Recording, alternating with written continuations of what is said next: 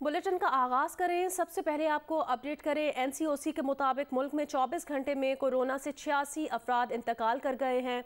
मुल्क में कोरोना से अमवात की तादाद 23,295 हो गई है। मुल्क में 24 घंटों में कोरोना के 58,203 टेस्ट किए गए। एनसीओसी के मुताबिक मुल्क में 24 घंटे में कोरोना के 4,537 केसेस रिपोर्ट हुए। मुल्क में कोरोना केसेस की शरह 7.79% रही।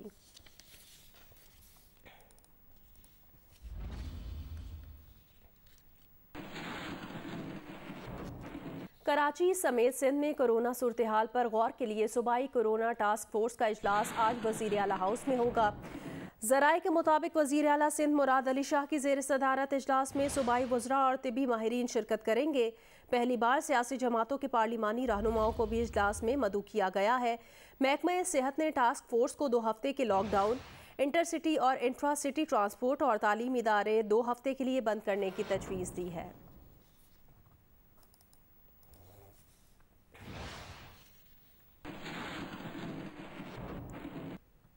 कोरोना केसेस बढ़ने पर कराची में मुकम्मल लॉकडाउन होगा या नहीं, सिंध और विफाक आमने सामने आ गए। सूबाई हुकूमत ने पूरा कराची बंद करने पर गौर शुरू कर दिया। फैसला आज टास्क फोर्स के इजलास में होगा। एनसीओसी ने मुकम्मल लॉकडाउन की मुखालफत कर दी। असद उमर ने कहा, कई हफ्ते शहर बंद करना मसले का हल नहीं। वज़ीर आला सिंध मुराद अली शाह ने कहा, कराची कोरोना से बुरी तरह मुतासिर हो रहा है, सख्त इकदाम करने जा रहे हैं। मुहर्रमुल हराम के लिए जो बात तय हो जाए उस पर मुकम्मल अमल करना लाजमी होगा। एहतियाती तदाबीर पर अमल दरामद के लिए असद उमर ने सिंध हुकूमत को हर किस्म के ताउन की पेशकश कर दी।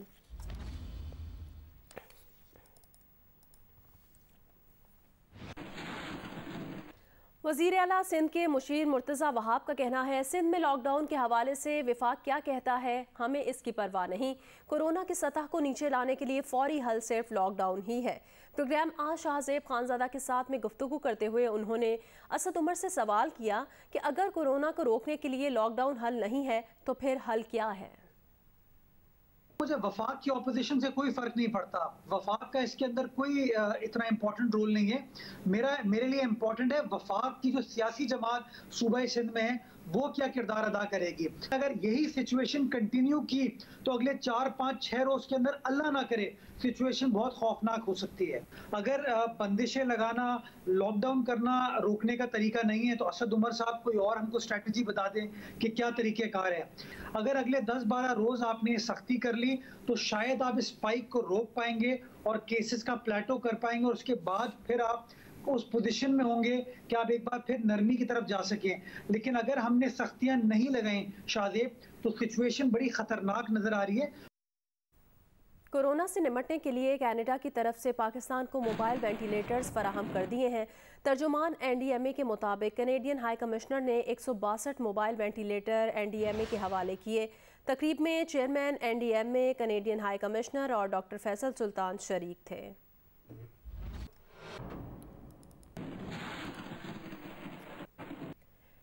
महकमा दाखिला गिलगित बल्तिस्तान ने खबरदार किया है, गिलगित बल्तिस्तान में मुख्तलिफ मकामात पर मुंजमद झीलें टूटने का खदशा है। अगले 2 हफ्ते एहतियाती तदाबीर पर सख्त अमल करने की ज़रूरत है। महकमा दाखिला ने अवाम खुसूसन सयाहों से अपील की है कि वो गैर ज़रूरी सफ़र ना करें।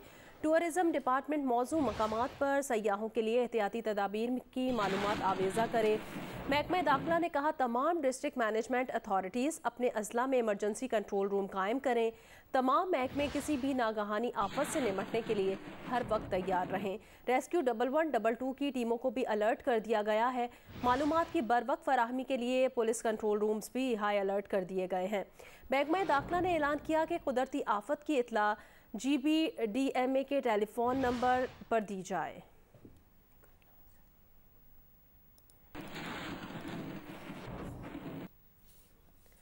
गज़र में बदस्वात समेत मुख्तलिफ पहाड़ों पर ग्लेशियर्स पिघलने का सिलसिला जारी है।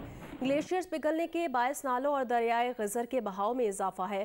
नशेबी इलाकों से मकामी आबादी महफूज मकाम पर मुंतकिल कर दी गई है। गशगश के मकाम पर दरियाई कटाव की जद में आने वाला अशकुमन रोड तीसरे रोज़ भी बंद है। तहसील अशकुमन का गाहकोच शहर और गिलगित से ज़मीनी राब्ता मुनक़ता हो गया है। बारस्त में गुज़श्ता रोज़ लैंडस्लाइडिंग हुई जिससे सड़क ताहाल बंद है।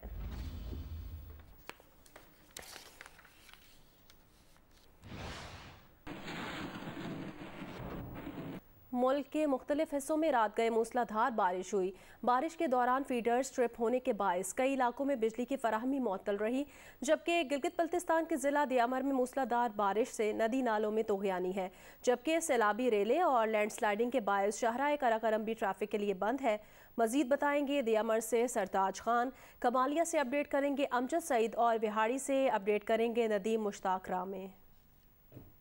जिला दियामिर भर में वक्फे से मूसलाधार बारिशों का सिलसिला जारी है, जिसके बायस शाहराए कराकरम, तता पानी, लाल पड़ी, कैडेट कॉलेज के मुकामात पर सैलाबी मलबों और लैंड स्लाइडिंग से बंद हो चुकी है। मजमूई तौर पर दियामिर भर में मौसमी हालात के तहत डिप्टी कमिश्नर दियामिर साद बिन असद ने इमरजेंसी नाफिज करके कंट्रोल रूम कायम कर दिया है। कमालिया शहर और गिरदोनवाब में तेज़ आंधी के साथ मूसलाधार बारिश का सिलसिला शुरू हुआ, जो कि अब भी वक्फे से जारी है। शहर और गिरदोनवाब में आंधी और बारिश के बाद बिजली के फीडर ट्रिप कर गए, जिससे शहर और देहात की बिजली मुनक़ता हो गई। शहर के बाद निशेबी इलाके ज़ेरे आब आ गए हैं। गर्मी की का जोर टूट गया है। बारिश से मौसम खुशगवार हो गया है। जी, जिला विहाड़ी के मुख्तलिफ इलाकों में आज मूसलाधार बारिश हुई है। बारिश के बाद गर्मी और हबस की शिद्दत में कमी आई है और मौसम खुशगवार हो गया है। बारिश के बाद मुख्तलिफ नशेबी इलाकों में पानी जमा होने की इतलात हैं, जिसको महकमा म्यूनसिपल कॉरपोरेशन का अमला निकालने में मसरूफ़ है। बारिश के बाद मुख्तलिफ देही और शहरी फीडर्स पे बिजली की सप्लाई मुअत्तल है, जिसको बहाल करने के लिए नेपको की टीमें काम कर रही हैं। मुल्तान में रवां साल कपास की फसल कम काश्त की गई और मानसून की बारिशों के बायस कपास की फसल को शदीद नुकसान पहुंच रहा है। मजीद बताएंगे नुमाइंदा जियो न्यूज़ इमरान चौधरी।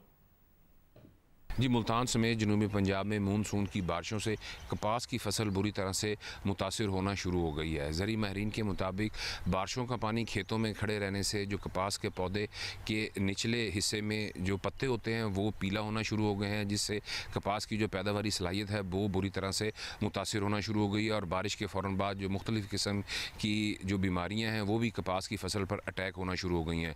उन्होंने काश्तकारों को ये मशवरा दिया है कि किसी सूरत में भी बारिश का पानी जो है वो खेतों में खड़ा ना रहने दें। पंपिंग करके या किसी भी तरीके से जो पानी खेतों में खड़ा हो उसको फौरी तौर के ऊपर निकालें। अगर वो ये पानी नहीं निकालेंगे तो कपास की जो फसल है वो बुरी तरह से मज़ीद मुतासिर होने का खदशा है। पाकिस्तान ने स्पॉट खरीदारी के तहत सितंबर के लिए LNG के महंगे तरीन सौदे किए हैं। सितंबर के लिए LNG की 4 कार्गो खरीदे जाएंगे, जिनके तहत फ़ी MMBTU LNG औसतन $15.36 में पड़ेगी। वज़ारत तवानाई के ज़राए के मुताबिक सितंबर के लिए 3 LNG कार्गो आलमी कंपनी गनवर और एक पेट्रो चाइना से ख़रीदा जाएगा। पाकिस्तान LNG लिमिटेड ने 6 से 7 सितंबर को सप्लाई के लिए LNG कार्गो $15.39 फ़ी MMBTU में ख़रीदारी की है। 12 से 13 सितंबर की सप्लाई के लिए LNG का कार्गो $15.49 और 17 से 18 सितंबर की सप्लाई के लिए सौदा $15.39 और 27 से 28 सितंबर की सप्लाई के लिए ख़रीदारी $15.19 फ़ी MMBTU में की गई है।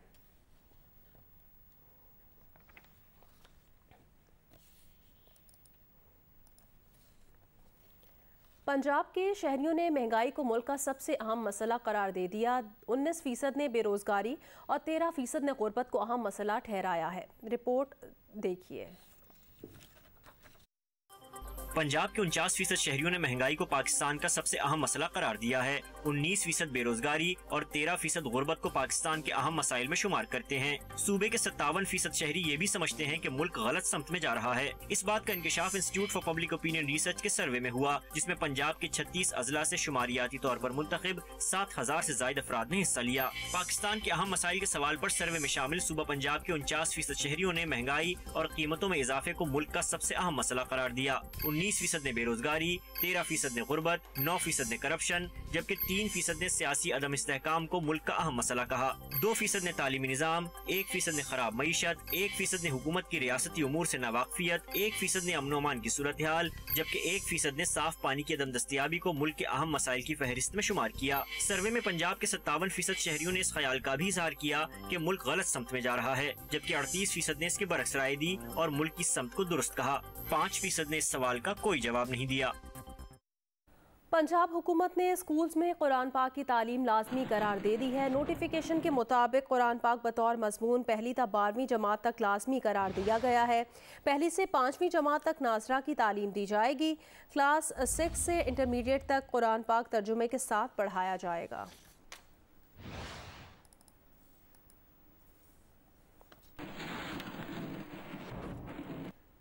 कौमी असम्बली का इजलास 10 दिन के वक्फे के बाद आज शाम 4 बजे होगा।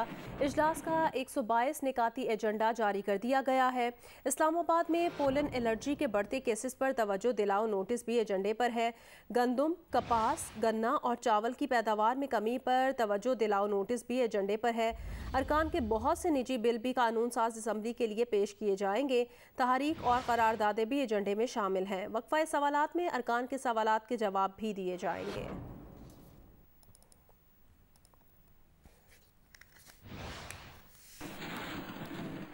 अमेरिका ने कहा है अगर अफगानिस्तान में दहशतगर्दी के कैंप नजर आए तो अमेरिका फौरी कार्रवाई करेगा।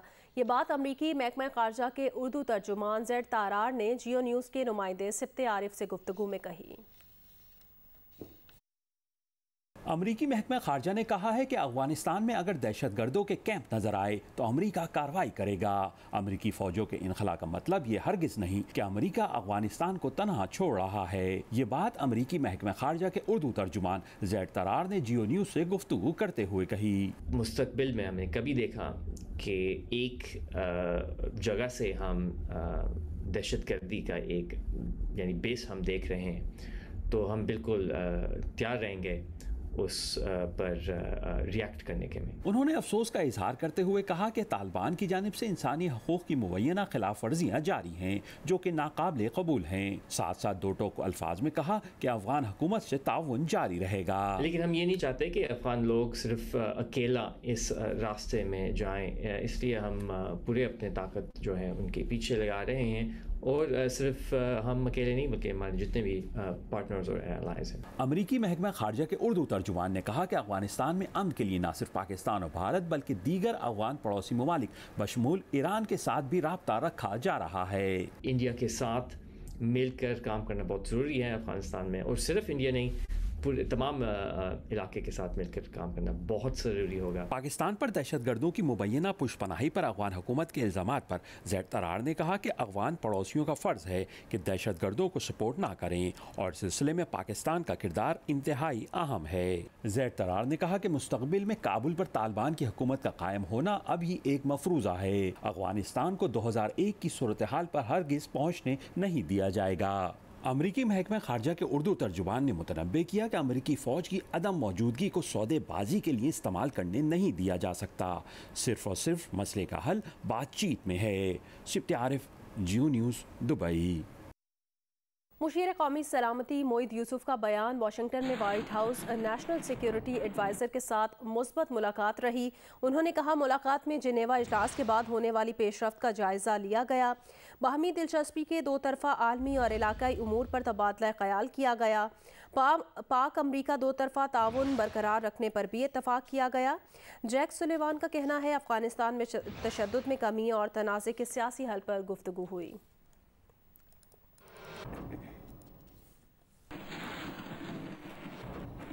भारत समेत खिते के तमाम हमसायों के साथ पुरअमन ताल्लुकात चाहते हैं। RSS का नज़रिया खिते में अमन की राह में रुकावट है। वज़ीर ख़ारिजा शाह महमूद कुरैशी का बहरीन में मुकीम पाकिस्तानी बिरादरी से खिताब। कहा ख़ारजा पॉलिसी में बुनियादी तब्दीली की बुनियाद रख दी है। मुआशी इस्तेहकाम के बगैर ख़ारजा पॉलिसी के मकासद हासिल नहीं किए जा सकते।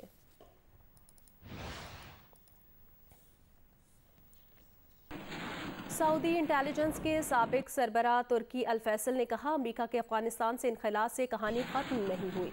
अफगानिस्तान के पड़ोसी ममालिक के लिए अपने मफादात हैं और वो अपने मफादात की तलाश में है। एक इंटरव्यू में तुर्की अल फैसल का कहना था कि अफगानिस्तान में किसकी हुकूमत होगी किसकी नहीं, सूरत हाल पेचीदा है। सऊदी टीवी को इंटरव्यू देते हुए तुर्की अल फैसल का कहना था मुल्ला उमर से उसामा बिन लादेन की हवालगी की दरख्वास्त की थी। मुल्ला उमर ने उसामा को सऊदी अरब के हवाले करने से इनकार कर दिया था। उसामा बिन लादेन हमारे हवाले कर दिए जाते तो 9/11 ना होता। उन्होंने कहा कि जल्द अफगानिस्तान के हवाले से किताब शाया करेंगे। तुर्की अल फैसल अल सऊद सऊदी 1979 से 2001 तक इंटेलिजेंस एजेंसी के सरबराह रहे।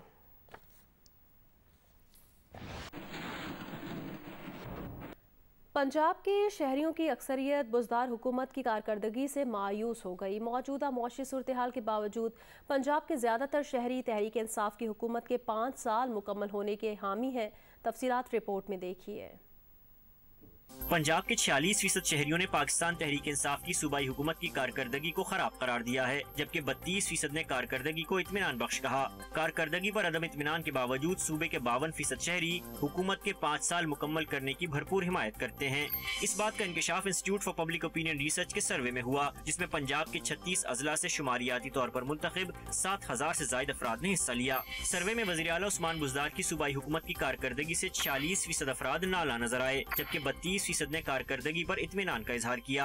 20% ने कारकर्दगी पर दरमियाना मौक़िफ़ इख्तियार किया और इसे न अच्छा कहा न बुरा कहा। जिसके बाद मुल्क की मौजूदा मौशी सूरत हाल को मद्देनजर रखकर हुकूमत के 5 साल मुकम्मल करने का सवाल किया गया। इसके जवाब में 52% ने मौशी सूरत हाल पर मनफी राय रखने के बावजूद हुकूमत के 5 साल मुकम्मल करने की हिमायत की, जबकि 43% ने फौरन नए इंतखाबात करवाने पर जोर दिया। 5% ने इस सवाल का कोई जवाब नहीं दिया। सर्वे में PDM की क़यादत को पंजाब के 64% शहरियों ने पार्लियामेंट के अंदर रहते हुए हुकूमत के खिलाफ एहतिजाज करने का कहा, जबकि 13% ने जल्द से जुलूसों और हड़ताल के जरिए एहतिजाज की हिमायत की। 23% ने इस सवाल का कोई जवाब नहीं दिया।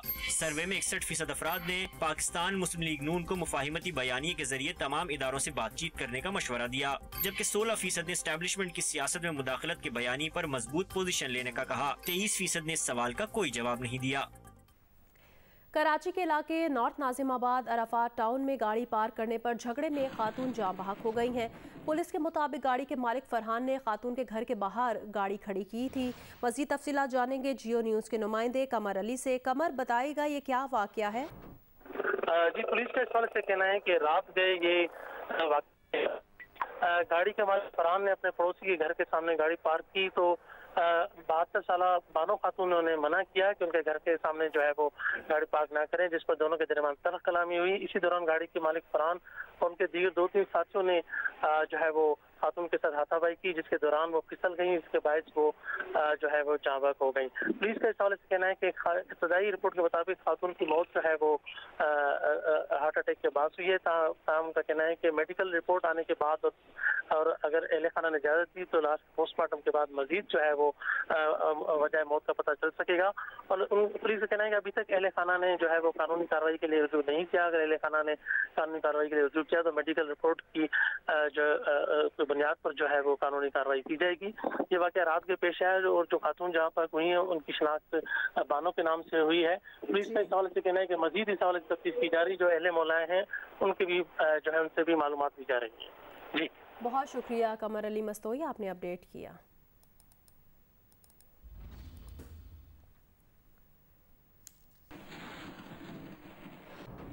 आज़ाद कश्मीर के हल्का LA-16 बाग 3 में तहरीक इंसाफ ने मैदान मार लिया। गैर सरकारी और गैर हतमी नतीजे के मुताबिक PTI के उम्मीदवार सरदार मीर अकबर ने 23,561 वोट लिए, जबकि पीपल्स पार्टी के उम्मीदवार सरदार कमर जमान 23,267 वोटों के साथ दूसरे नंबर पर रहे। आज़ाद कश्मीर कानून साज असम्बली में पाकिस्तान तहरीक इंसाफ की नशिस्तों की तादाद 26 हो गई है। रिपोर्ट करेंगे आरिफ उर्फी। सरकारी और गैर हतमी नतीजे का ऐलान होते ही पाकिस्तान तहरीक इंसाफ के हामी और कारकुनों ने जश्न मनाया। हल्का LA-16 बाग 3 के 4 पोलिंग स्टेशन 135, 134, 42 और 141 पर दोबारा पोलिंग हुई। पोलिंग सुबह 8 बजे से शाम 5 बजे तक बिना किसी वक्फे के जारी रही। हल्के के तमाम 167 पोलिंग स्टेशन के गैर सरकारी और गैर हतमी नतीजे के मुताबिक PTI के उम्मीदवार सरदार मीर अकबर खान ने 296 वोटों से पाकिस्तान पीपल्स पार्टी के उम्मीदवार सरदार कमर जमान खान को कांटे के मुकाबले के बाद शिकस्त दी। सरकारी मुलाजमीन के 939 वोटों में से PTI ने 396, जबकि पाकिस्तान पीपल्स पार्टी के उम्मीदवार ने 421 वोट हासिल किए। बाग में 25 जुलाई को हंगामा आराई की नजर होने वाले 4 पोलिंग स्टेशन पर PTI के उम्मीदवार ने रीपोलिंग में 319 वोटों की बढ़तरी हासिल की। इस तरह जिला बाग में पाकिस्तान तहरीक इंसाफ 2 नशिस्तें हासिल करने में कामयाब हो गई। हल्का LA-16 बाग 3 के इंतखाबी मरहले के बाद कानून साज असम्बली में बराह रास्त मुंतखब होने वाले 45 अराकीन का ईवान मुकम्मल हो गया। मोहम्मद आरिफ उर्फी, जियो न्यूज़, बाग, आज़ाद कश्मीर। पीपल्स पार्टी के रहनुमा कमर जमान कायरा ने पंजाब में सरप्राइज देने और हुकूमत बनाने का दावा कर दिया। जियो न्यूज़ के प्रोग्राम आज शाहजेब खानजादा के साथ में गुफ्तगू में कहा, हुकूमत गिराने का मौका पीपल्स पार्टी ने नहीं, मुस्लिम लीग नून ने गंवाया। आज भी नून लीग पीडीएम के चार्टर पर खड़ी होकर पंजाब हुकूमत गिराना चाहे तो चंद हफ्तों में ये काम हो सकता है। हुकूमत इतनी कॉन्फिडेंट है कि वो कह रही है 2023 का इलेक्शन भी हम जीतेंगे, ये वाली हुकूमत तो पूरी करेंगे और सिंध में आपसे भी इलेक्शन जीतेंगे। पंजाब में वो नून लीग को टफ टाइम दे रहे हैं और वहां पर अगर नून लीग को वो टफ टाइम दे रहे हैं तो साथ में आप राइज नहीं कर रहे हैं, आपका भी एवोल्यूशन नहीं हो रहा है। उनका क्लेम है हम कामयाब होंगे, हमारा क्लेम है कि हम ट्रेडिशनली वहां पे थे, आज भी हैं और हमने बाय इलेक्शंस के अंदर जितनी सीटें वहां पे आई हैं हमने बड़े वाजे मार्जिन से, जो हमारी सीटें नहीं थी वो भी जीती हैं। उसके बावजूद उनका क्लेम है और वो नए नए लोगों को लाना चाहते हैं तो बिस्मिल्लाह, उनका हक है। और पंजाब के अंदर मुस्लिम लीग पीडीएम के ओरिजिनल चार्टर पे खड़ी हो जाती है और वो नेक नीति से पंजाब हुकूमत के खिलाफ अदम एतमाद लाना चाहें, कोई वजह नहीं है। 15 से 20 दिन के अंदर अंदर पंजाब की हुकूमत का खात्मा हो सकता है। आप लोगों ने बोट मिस कर दी है, you have missed the boat. हमने वो बोट मिस नहीं की, मुस्लिम लीग ने की है, यकीनन ऐसा हुआ है। और ये बात दुरुस्त है कि इस वक्त गवर्नमेंट अपने आप को कॉन्फिडेंट महसूस कर रही है। हाँ, ये बात दुरुस्त है कि आपके अगर गलत फैसले हों, टाइमिंग बड़ा मैटर करती है। उस वक्त जो टेम्पो बना हुआ था वो तो कमाल का था, लेकिन वो टेम्पो आज भी बन सकता है क्योंकि हालात नीचे तब्दील नहीं हुए। अपोजिशन की आपस की फूट ने एक तासर दे दिया, आपस की दूरियों ने एक तासर दे दिया और जो सियालकोट का इलेक्शन हारा गया। नून लीग अगर पंजाब में ग्राउंड लूज करती भी है तो पीटीआई ग्राउंड गेन करती है। असल में एक टू पार्टी सिस्टम की तरफ हमें नजर आ रहा है कि पंजाब में सियासत चली गई, तो पीपल्स पार्टी कैसे चैलेंज कर सकती है पीटीआई को या राइज कर सकती है और पंजाब के बगैर कैसे मरकजी हुकूमत बना सकती है? आप हमें थोड़ा टाइम दीजिए। सब लोग कह रहे थे, आपके सर्वे भी कह रहे थे, गैलप सर्वे भी कह रहा था कि पीपल्स पार्टी कश्मीर के अंदर 2-3 सीटें लेगी, इनके तो बड़े ऐसे सिर्फ हमें कुछ 6% वोट दे रहे थे। फिर आप देख लीजिए कि हमने वहाँ कितने % वोट लिए हैं, कितनी सीटें ली हैं और कितनी सीटें हमारी बड़े क्लोज मार्जिन से हराई गई हैं। इंशाल्लाह ताला आपको आने वाले दिनों में पंजाब में भी हम सरप्राइजेस देंगे और पंजाब हमारा होम फील्ड है, यकीनन कमज़ोर है, यकीनन हमें उसके ऊपर बड़ी मेहनत की ज़रूरत है, लेकिन ये तासर इंशाल्लाह हम तोड़ेंगे। हमने कश्मीर में तोड़ के दिखाया है, यहाँ भी तोड़ेंगे कि जो ये टू पार्टी है, ये टू पार्टी नहीं रहेगा। पीपल्स पार्टी अपनी पोजीशन गेन करेगी और इंशाल्लाह ताला हम हुकूमत बनाएंगे। नूर मुकद्दम कत्ल केस के मुलजिम जाहिर जाफर को पंजाब फॉरेंसिक लेबॉर्ट्री पहुंचा दिया गया है। तफसीलात जानेंगे जियो न्यूज़ के नुमाइंदे अहमद फराज से। अहमद, बताइएगा क्या वजह है लाहौर लाने की और अब यहाँ पर क्या प्रोसेस होगा? जी बिल्कुल जी, इस्लामाबाद में नूर का जो कत्ल हुआ था, नूर मुकद्दम कत्ल केस का जो है मुलजिम था जाहिर जाफर, उसको इस्लामाबाद पुलिस कुछ देर पहले लाहौर ठोकर नियाज बेग में पंजाब फॉरेंसिक साइंस लेबॉर्ट्री पे लेकर पहुंची है और इस्लामाबाद पुलिस की भारी नफरी जो है वो उसके साथ है और उसको एक गाड़ी में बिठाकर अब से कुछ देर पहले पंजाब फॉरेंसिक के अंदर लेकर गए हैं वो। और हमारी इत्तलात के मुताबिक इस लेबॉर्ट्री में रिहाइश गाह से जो फुटेज रिकवर की गई थी उसका फॉरेंसिक तजिया कराया जाना है, फॉरेंसिक किया जाएगा। बहुत शुक्रिया अहमद फराज।